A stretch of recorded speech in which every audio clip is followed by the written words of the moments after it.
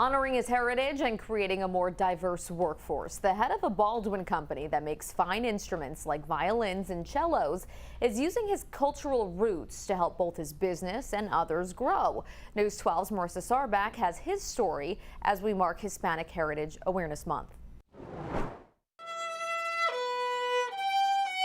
17 years ago, I came in to buy my first violin, and unfortunately I couldn't afford it, but I was offered a job in the back, packing rosin and sweeping. From that to this, Manny Alvarez is the president of Kolstein Music and what many would call the American dream. This changed my life. When I walked in and saw all these musical instruments, I was so inspired, and it was something that I never had to experience before. The East Rockaway graduate is a first-generation American. His parents, Hispanic immigrants from Central and South America.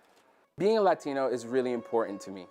It was something that I was very much aware of growing up in the community where I was at. His family didn't have a lot of money growing up, but he never considered it to be a disadvantage. It's really important that we don't see obstacles or difficulties as a ceiling or as a stop sign. Now, his goal, to give more musical exposure to other Hispanics. Kolsteins even making an impact in a school in Costa Rica. That school district had absolutely no financial means to get any instruments. The kids were making musical instruments out of things that they found at the dumpster. Kolstein sponsored the entire program and filled their orchestra with instruments. And their charity work doesn't stop there.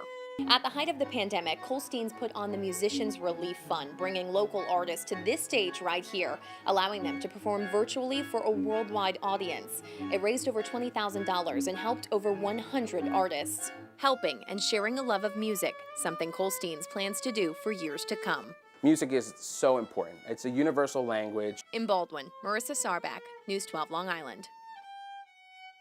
Kolstein says many of the talent they have featured in their virtual series and in-person events have been and will continue to be minority.